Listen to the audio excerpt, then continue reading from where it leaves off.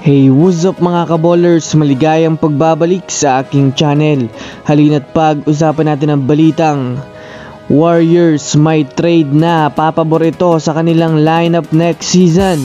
At ang balitang Lakers, masasayang lang nga daw ang kanilang season kapag hindi sila nag-trade ngayong off-season. Tara na't pag-usapan natin yan dito sa Basketball Hot Shots.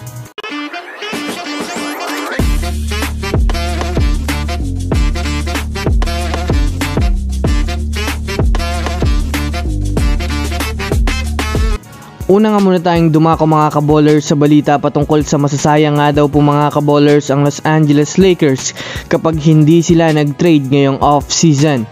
Well, alam naman nga po natin na wala nga po mga kaballers masyadong ginawang move ang front office ng Lakers. Bukod nga po mga kaballers kay Dalton Knecht at Bronny James ay hindi na nga po sila mga kaballers gumawa pa ng malaking move para mapa-improve ang kanilang lineup next season.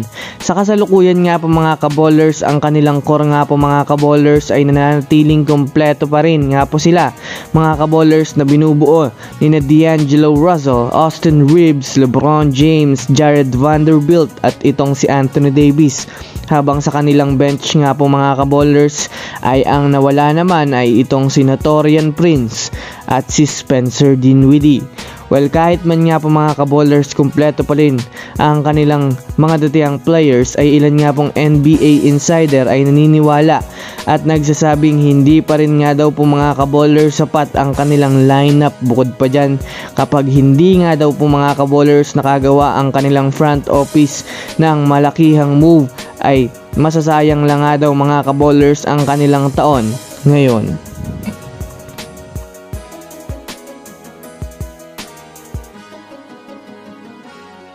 Samantala, dumako naman tayo mga kaballers sa balita patungkol sa trade na maaaring gawin pa ng Warriors bago magsimula ang bagong season.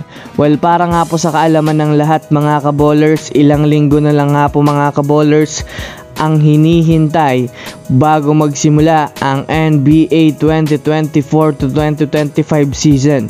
Malamang sa malamang, ilan nga po mga kaballers ay naghahanda na sa mga susunod na mga ganap ng NBA bago sumapit ang regular season.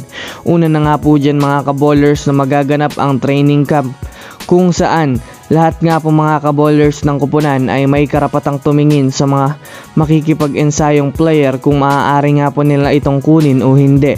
Kaya maaari nga po talagang hindi magpauli ang Golden State Warriors lalo pat kinakailangan nga po mga kaballers nilang makakuha ng at least isa pang player na maaari nilang mapakinabangan para sa susunod na season.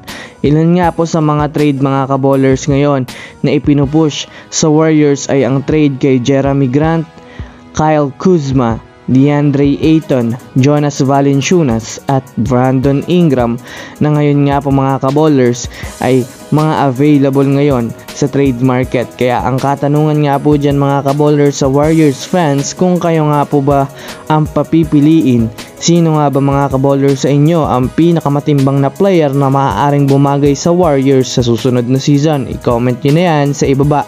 So yun lamang mga kaballers, yan lang naman pag-uusapan natin ngayon.